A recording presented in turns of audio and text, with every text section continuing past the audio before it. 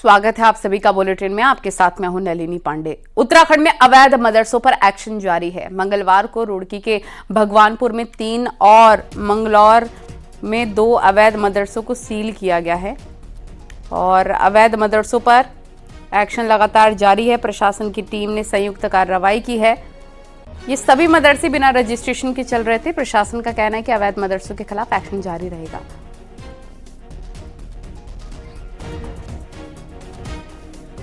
जिनको जो है मतलब कि नियम एवं कानूनों की अवहेलना में जो उनके ऊपर सीलिंग की कार्रवाई की गई और जैसे भी जानकारी आती है एग्जैक्ट फिगर जो भी अवैध रूप से मदरसे संचालित हैं उनके खिलाफ कार्रवाई की जाएगी।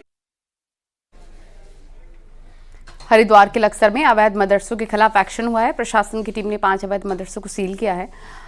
निहंदपुर सीधड़ गांव में प्रशासन ने कार्रवाई की है। हरिद्वार जिले में 60 अवैध मदरसों को चिन्हित किया गया है और अब तक 40 से ज्यादा मदरसे सील किए जा चुके हैं। हमने 6 मदरसों का निरीक्षण किया था, उनमें से 5 मदरसों को हमने सील किया है। एक कैंपस में, क्योंकि कैंपस में मस्जिद भी संचालित थी, तो उनके द्वारा बताया गया है कि वहाँ पे मदरसे का वर्तमान में संचालन नहीं हो रहा है। देखे हैं उनका किसी का चूंकि पंजीकरण नहीं है और मौके पर संचालित पाए गए हैं, इसीलिए उनको सील करने की कार्रवाई की गई है। अल्मोड़ा जिले में भी अवैध मदरसों पर एक्शन शुरू हो गया है। अल्मोड़ा के भिकिया सैंड में एसडीएम ने एक मदरसे को सील किया है जो अवैध रूप से चलाया जा रहा था। मदरसा बिना रजिस्ट्रेशन के ही संचालित हो रहा था। अब जिले भर में अवैध मदरसों पर अभियान शुरू कर दिया गया है।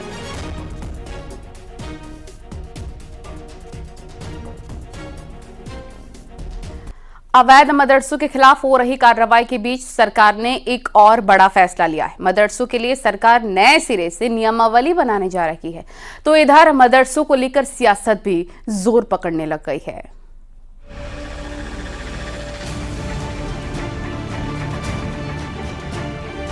तेरह जिलों वाले छोटे से उत्तराखंड में करीब 150 अवैध मदरसे मंगलवार तक सील किए जा चुके हैं। सबसे अधिक मदरसे देहरादून, हरिद्वार, उधम सिंह नगर और नैनीताल जिले में हैं। इतनी बड़ी तादाद में खुले मदरसों को लेकर अब सरकार के सामने कई सवाल खड़े हो गए हैं। ये मदरसे कब और कैसे खुल गए? मैदानी जिलों में ही ज्यादातर मदरसे खुले हुए हैं। क्या ये एक सोची समझी रणनीति के तहत खोले जा रहे हैं? इन मदरसों को फंडिंग कौन कर रहा है? मदरसा संचालकों के पास इतना पैसा कहां से आ रहा है? इसके लिए सरकार अब मदरसों के लिए ठोस नियमावली बनाने जा रही है। इसके तहत अब मदरसों को रजिस्ट्रेशन कराने के दौरान अपने वित्तीय स्रोत का भी खुलासा करना होगा। मदरसों को मान्यता देने वाली समिति में डीएम को भी शामिल किया जाएगा।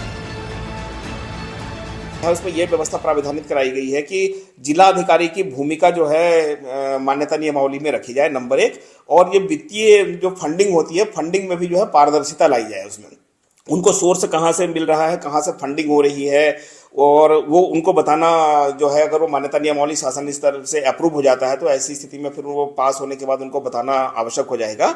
मदरसे अवैध हैं, as per government rules and norms नहीं है, तो उस पर कार्रवाई भी हो रही है। और उनकी फंडिंग कैसे हो रही है, ये भी एक बड़ा महत्वपूर्ण विषय है।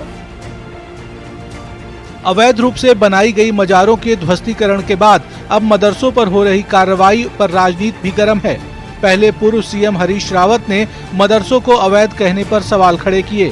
अब कांग्रेस नेता प्रीतम सिंह का भी कहना है कि असल मुद्दों से ध्यान भटकाया जा रहा है। तो बीजेपी का कहना है कि ये कांग्रेस की तुष्टीकरण की नीति है।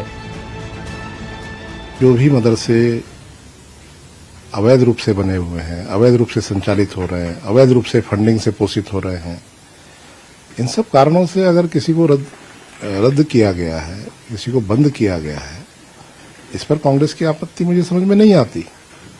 कांग्रेस जो है अनावश्यक रूप से केवल तुष्टीकरण की राजनीति करने के लिए, उसको पालन पोषण करने के लिए कांग्रेस इस प्रकार की गतिविधियां करती रहती है। एक ही एजेंडा जो है भारतीय जनता पार्टी के पास रहता है, वो रहता है कि सामाजिक स्वार्थ को किस तरीके से समाप्त किया जाए, खराब किया जाए, उस दिशा में कदम बढ़ाए जा रहे हैं।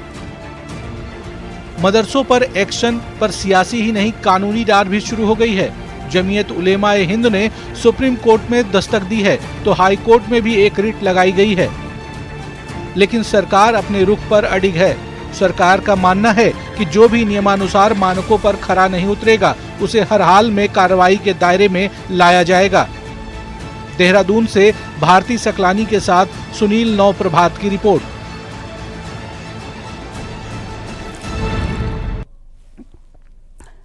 हल्द्वानी में मंगलवार को भीषण सड़क हादसा हो गया। यहां पर कमलुवा गांजा रोड पर एक बाइक को तेज रफ्तार ट्रक ने टक्कर मार दी। हादसे में बाइक सवार 3 लोगों की मौत हो गई। इसमें 2 बच्चे भी शामिल हैं। बताया जा रहा है कि पीलीभीत का रहने वाला जय सिंह मंगलवार दोपहर के बाद अपने बेटे और पड़ोसी के बेटे को लेकर स्कूल की किताबें लेने मार्केट गया था, लेकिन तभी वो हादसा हो गया। हादसे के बाद परिवार में कोहराम मचा हुआ है।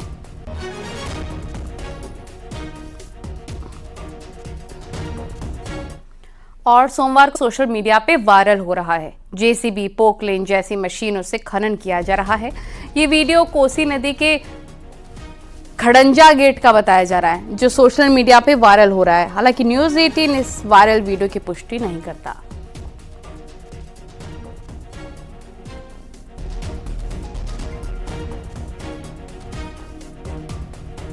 विकासनगर के सहसपुर में एक मां ने अपनी 7 महीने की बच्ची की हत्या कर दी। पुलिस के मुताबिक बच्ची बीमार थी और इसकी मां बच्ची को झाड़ फूंक के बहाने छत पर ले गई और वहां पानी की टंकी में डुबाकर बच्ची की हत्या कर दी।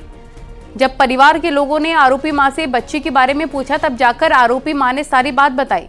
इसके बाद परिवार वाले बच्ची को अस्पताल ले गए, लेकिन डॉक्टर ने बच्ची को मृत घोषित कर दिया। पिता की शिकायत पर पुलिस ने आरोपी मां को गिरफ्तार कर लिया है। ये बच्ची कई दिनों से बीमार चल रही थी और उसके डॉक्टर और झाड़ फूक आदि भी चल रही थी। वो झाड़ फूक के लिए उसे ऊपर छत पे ले गई और फिर वापस जब आई तो और अपने कामों में लग गई। जब से काफ़ी पूछताछ के बच्ची के संबंध में पूछा गया तो फिर वो बच्ची पानी की टंकी में मिली। सीएम पुष्कर सिंह धामी मंगलवार शाम को दिल्ली पहुंचेंगे, जहां आज रात सीएम धामी रुकेंगे और बुधवार को सीएम धामी पार्टी के कई नेताओं से मुलाकात कर सकते हैं। इससे पहले मंगलवार सुबह सीएम ओडिशा गए थे, जहां केंद्रीय मंत्री धर्मेंद्र प्रधान के आवास पर पहुंचे, उनके पिता के निधन पर शोक जताया और श्रद्धांजलि दी।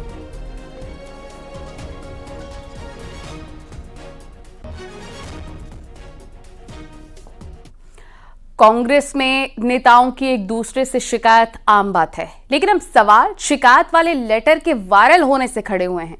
शिकायत करने वाले प्रदेश अध्यक्ष करण माहरा इसे कांग्रेस के दुश्मनों का काम बता रखे हैं, तो जिनकी शिकायत हुई वो प्रीतम सिंह ऐसा करने वालों पर कार्रवाई चाहते हैं। देखिए रिपोर्ट।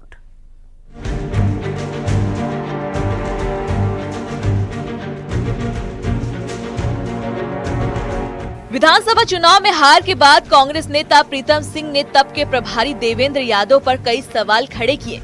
उसी से जुड़ी साल 2023 की शिकायत का ये लेटर सोशल मीडिया पर वायरल हो रहा है। लेटर में कांग्रेस प्रदेश अध्यक्ष करण माहरा ने प्रीतम सिंह की शिकायत राष्ट्रीय अध्यक्ष मल्लिकार्जुन खड़गे से की है। लेटर सामने आने के बाद सवाल खड़ा हुआ है कि क्या करण माहरा ने शिकायत करके प्रीतम सिंह का नाम खराब करने की कोशिश की है। लेटर वायरल हुआ तो कांग्रेस प्रदेश अध्यक्ष करण माहरा के सामने सवाल आया कि आखिर 2 साल बाद ये लेटर कैसे, क्यों, कहां से, किसने वायरल किया और क्या सोशल मीडिया में घूम रहा ये लेटर सही है। देखिए, पहली बात तो है कि अगर किसी अध्यक्ष को कोई चिट्ठी लिखनी होगी तो वो बाहर नहीं जाती है। दूसरी बात, अगर करण मेहरा को किसी की शिकायत करनी होगी, मैं इतना बेवकूफ़ नहीं हूँ, मुँह से करूँगा, और सिफारिश करनी होगी तो लिख के करूँगा। ये केवल और केवल ऐसे लोगों का काम है जो कांग्रेस का नुकसान करना चाहते हैं। पर सवाल ये है कि आखिर कांग्रेस का दुश्मन कौन है, जो नहीं चाहता कि कांग्रेस के सब नेता जब साथ दिख रहे हों तब इस तरह का लेटर वायरल कर दिया जाए, जिससे बड़े नेताओं का झगड़ा पब्लिक को पता लगे। प्रीतम सिंह के मुताबिक किसी शिकायत से कोई फर्क नहीं पड़ता, लेकिन लेटर फर्जी है और ऐसे करने वालों पर FIR दर्ज करनी चाहिए। वहीं कांग्रेस के महामंत्री रहे और बीजेपी के हो चुके मथुरा दत्त जोशी लेटर की प्रामाणिकता पर कुछ नहीं बोले, पर शिकायत को कांग्रेस का कलह बताया। अब ये तो इस बारे में अध्यक्ष ही स्थिति स्पष्ट कर पाएंगे, और अगर ये फर्जी पत्र है तो जिन्होंने इसको जो है सोशल मीडिया में डालने का काम किया है तो उनके खिलाफ कार्रवाई करे, FIR उनके खिलाफ होनी चाहिए। और बाकी तो मैं क्या कह सकता हूँ, अगर शिकायती पत्र है, सही है, गलत है, अभी तो अध्यक्ष जी बताएं। अब देखिए, ये तो कांग्रेस पार्टी का अपना अंदरूनी मामला है, कोई चिट्ठी लिखी कि नहीं लिखी, क्या है क्या नहीं है, लेकिन कांग्रेस में ये जरूर एक दूसरे की शिकायत का पुराना प्रचलन है। बड़े बड़े नेताओं की, कभी हरीश रावत जी किसी करते हैं, कभी हरीश रावत जी की कोई करते हैं। फिलहाल कांग्रेस नेता प्रीतम सिंह की हाईकमान से शिकायत वाला ये लेटर वायरल है, तो कांग्रेस प्रदेश अध्यक्ष करण माहरा को ये मजबूत होती कांग्रेस के दुश्मनों का काम लग रहा है। लेकिन लेटर फर्जी है या शिकायत, ये अभी भी पार्टी के अंदर चर्चा का विषय बना हुआ है। दीपांकर भट्ट, न्यूज़ 18, देहरादून।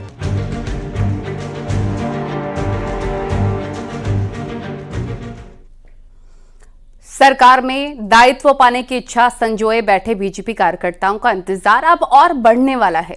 पार्टी के दो बड़े नेताओं की अपने परिजनों को दायित्व देने की लालसा कार्यकर्ताओं की राह का रोड़ा बन गई है। पार्टी हाईकमान ने फिलहाल पूरी लिस्ट को ही होल्ड पर डाल दिया है। देखिए रिपोर्ट।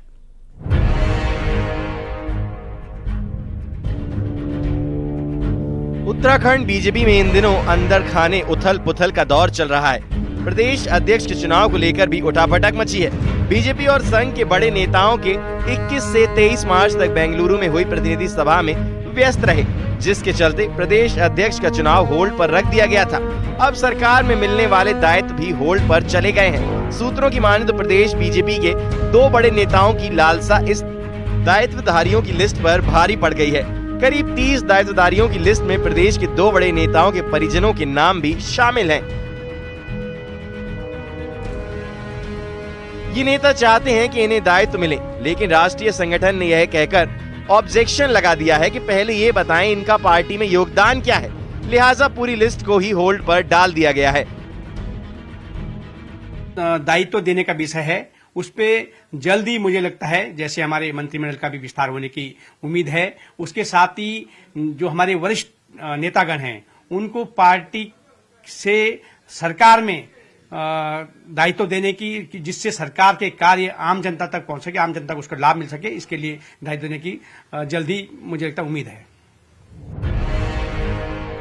बीजेपी में प्रदेश अध्यक्ष को लेकर भी खींचातान है। माना जा रहा है कि अब 4 अप्रैल को लोकसभा सत्र समाप्त होने के बाद ही प्रदेश अध्यक्ष पर फैसला होगा और फिर दायित्वधारियों की किस्मत का पिटारा खुलेगा। इसके बाद ही कैबिनेट एक्सटेंशन होगा। इस बारे में बहुत ज़्यादा तो आपको विश्वस्त रूप से नहीं बता सकता, लेकिन फिर भी जो चर्चाओं का विषय है और जो पार्टी के संगठन की बात हुई है, जहाँ तक मेरी जानकारी में है कि दायित्वों में जितने भी दायित्व देने हैं सरकार ने, उन सभी का चयन कर लिया गया है और बहुत जल्दी इसकी घोषणा होने वाली है। बीजेपी सूत्रों की माने तो पार्टी मौजूदा प्रदेश अध्यक्ष महेंद्र भट्ट को ही रिपीट कर सकती है, लेकिन पार्टी के एक वर्ग का उन्हें समर्थन प्राप्त नहीं है। पार्टी के अंदर कई अन्य दावेदार भी प्रदेश अध्यक्ष पद के लिए जोर आजमाइश में जुटे हुए हैं।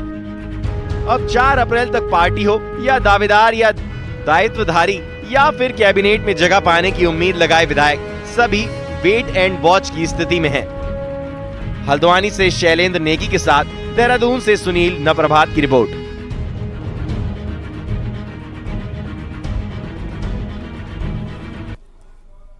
अब आपको दिखाते हैं पहाड़ टॉप 10 न्यूज। ऋषिकेश में गंगा नदी में एसडीआरएफ की टीम ने एक महिला का शव बरामद किया। मृतक महिला रायवाला की रहने वाली थी। खानपुर विधायक के ऑफिस में हुई फायरिंग के मामले में पुलिस ने 4 और आरोपी को गिरफ्तार किया। 26 जनवरी को फायरिंग हुई थी। रामनगर के कॉर्बेट टाइगर रिजर्व के एरिया में गर्मियों में लगने वाली आग को लेकर प्रशासन अलर्ट पे है। आग से निपटने के लिए क्रूज स्टेशन बनाए गए हैं। बागेश्वर में खड़िया खनन मामले में हाईकोर्ट ने खनन सामग्री की निकासी पर रोक लगाने के आदेश दिए हैं। कानून तोड़ने पर एफआईआर दर्ज करने के भी आदेश। उत्तरकाशी में धराली के पास गंगोत्री हाईवे पर एक पेड़ गिर गया। इसकी वजह से काफी देर तक आवाजाही बंद रही। कुछ देर बाद प्रशासन की टीम ने सड़क से पेड़ हटाया है। नैनीताल में चल रहे विकास कामों का सचिव, मुख्यमंत्री और कुमाऊं कमिश्नर ने निरीक्षण किया है। इस दौरान समय पर काम पूरा करने के निर्देश दिए गए। हरिद्वार स्पोर्ट्स कॉम्प्लेक्स का आज उद्घाटन हो गया है। स्पोर्ट्स कॉम्प्लेक्स में खेल प्रेमियों के लिए कई खेलों को खेलने और उनकी कोचिंग की सुविधा मौजूद है। पिथौरागढ़ की डीडी हाट में पुलिस ट्रैफिक नियमों को तोड़ने वालों पर ड्रोन कैमरे से नजर बनाए हुए हैं और नियम तोड़ने पर कार्रवाई की जा रही है। चमोली के जोशीमठ में बहुउद्देशीय शिविर का आयोजन, सरकार के 3 साल पूरे होने पर कार्यक्रम हुआ। सरकारी योजनाओं की जानकारी दी गई। अल्मोड़ा के मानस खंड विज्ञान केंद्र में 2 दिनों तक शुद्ध पानी को लेकर स्टूडेंट्स और जल संस्थान के कर्मचारियों को ट्रेनिंग दी गई। चारधाम यात्रा की तैयारी तेज चल रही है। कमिश्नर गढ़वाल ने एक बार फिर से कहा है कि शुरुआती 1 महीने में वीआईपी दर्शन पर रोक रहेगी, यानी कि किसी को भी वीआईपी प्रोटोकॉल नहीं मिलेगा। अगर कोई वीआईपी आम श्रद्धालु की तरह दर्शन करना चाहता है तो उनका स्वागत है। गढ़वाल कमिश्नर ये भी कहते नजर आए कि यात्रा में श्रद्धालुओं की संख्या को देखकर भी फैसले लिए जाएंगे। शुरुआत के 1 महीने में किसी भी प्रकार के वीआईपी दर्शन को अनुमति नहीं करेंगे। आम श्रद्धालु के रूप में कोई वीआईपी आना चाहे उसका स्वागत है, लेकिन जो एक प्रोटोकॉल होता है, एक वीआईपी दर्शन देते समय जो और लोगों को रोका जाता है, इसको बिल्कुल नहीं किया जाएगा। लेकिन आप जानते हैं कि प्रशासन के हर निर्णय मौके परिस्थिति के हिसाब से होते हैं। अगर लगता है कि भीड़ नहीं है इतनी ज्यादा, तो उसको रिव्यू भी किया जा सकता है। ये जब यात्रा शुरू होगी परिस्थितियों के हिसाब से ही इसमें निर्णय लिया जाएगा। 2 मई से शुरू हो रही केदारनाथ यात्रा को लेकर तैयारियां जोरों शोरों से चल रही हैं। फिलहाल यहां बर्फ हटाने का काम तेजी से चल रहा है और लिंचोली तक पैदल मार्ग से बर्फ हटा दी गई है। अब इससे आगे कार्य जारी है, लेकिन अभी भी करीब 10 फीट से ज्यादा बर्फ जमा है। रास्ते के बीच से बर्फ हटाई जा रही है। रास्ता साफ होने के बाद केदारनाथ धाम में बर्फ हटाने का काम किया जाएगा। अभी केदारनाथ में भारी बर्फ जमा है। इसके साथ ही केदारनाथ धाम और रास्ते पर विद्युत व्यवस्था ठीक करने का भी काम चल रहा है।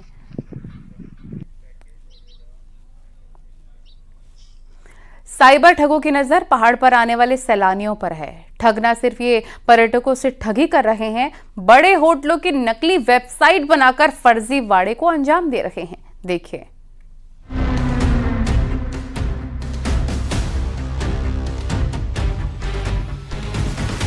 पहाड़ों में पर्यटन सीजन शुरू होते ही साइबर ठग भी एक्टिव हो गए हैं। होटल्स की बुकिंग और घुमाने फिराने के नाम पर ये ठग लोगों की जेबों को खाली कर रहे हैं। इन ठगों के रडार पर वो लोग होते हैं जो ऑनलाइन होटल रिजॉर्ट की बुकिंग करते हैं। वहीं नैनीताल के होटल्स में हो रही आए दिन बुकिंग के नाम पर ठगी से होटल कारोबारियों ने कार्रवाई की मांग उठाई है। ये लोग हमारी फेक वेबसाइट, फ्रॉड वेबसाइट्स बना रहे हैं और इनकी वेबसाइट्स में बुकिंग्स जा रही हैं और टूरिस्ट यहाँ पे आके फिर होटल में बहुत परेशानी क्रिएट करता है और उसे लगता है कि पुलिस और होटल वाला दोनों मिले हुए हैं। तो इस पे स्टेप लेने की बहुत आवश्यकता है। इन साइबर ठगों का जाल कुछ ऐसा है कि पुलिस के लिए भी ये चुनौती बने रहते हैं। लेकिन इस बार के पर्यटन सीजन के लिए पुलिस ठगों पर नकेल कसने का दावा कर रही है और बाकायदा इसके लिए तैयारी भी की जा रही है। इस टूरिस्ट सीजन में हमारा प्रयास रहेगा जो कंप्लेंट हमारे पास आई उस पर त्वरित कार्रवाई जरूर हो, लेकिन साथ साथ अगर ऐसी कुछ फेक वेबसाइट्स चल रही हों हम उनको आइडेंटिफाई करके जनता को अवगत कराएं कि इन फेक वेबसाइट्स के झांसे में नहीं आए। साथ साथ अपील जनता से रहेगी कि वो भी अलर्ट रहें और गवर्नमेंट की वेरीफाइड वेबसाइट्स के माध्यम से ही हेली बुकिंग्स की कराएं। बहरहाल साइबर ठगों से न सिर्फ आम लोग परेशान हैं, बल्कि अधिकारियों को भी इन ठगों ने चूना लगाया है। वहीं पुलिस लोगों से अलर्ट रहने की अपील के साथ साथ वेरीफाइड साइट से ही होटल्स की ऑनलाइन बुकिंग करने की अपील कर रही है। न्यूज़ 18 के लिए नैनीताल से वीरेंद्र बिष्ट की रिपोर्ट।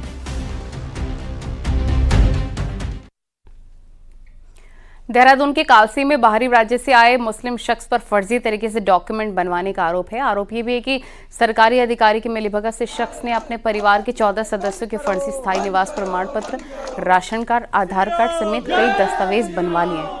जब फर्जीवाड़ा सामने आया तो हिंदू संगठन से जुड़े लोगों के साथ स्थानीय लोगों ने हंगामा किया और आरोपी के खिलाफ कार्रवाई की मांग की। आरोपी अपने परिवार के साथ फिलहाल फरार बताया जा रहा है। ये जो आदमी पंचायत करी उसमें तय किया गया कि 7 दिन के भीतर सभी लोग ये दुकानें मकान खाली कराएंगे और ये लोग यहाँ से जाएंगे तथा अकरम आदि लोगों को भी बताया गया है कि ये दुकानें खाली तो करेंगे, साथ में जो कागजात अवैध रूप से बनाए वो भी रद्द कराने का काम। कल यहाँ पर एक आम बैठक हुई थी जिसमें ग्रामवासी, हमारे खत के निवासी सभी लोग उपस्थित है। हमने एक डिसीजन लिया है कि आप 7 दिन में अपना दुकान वगैरह कमरे वगैरह खाली कर दें, अन्यथा 1 लाख रुपए जुर्माना, जिनकी दुकान है उनके ऊपर 1 लाख रुपए जुर्माना निर्धारित किया है।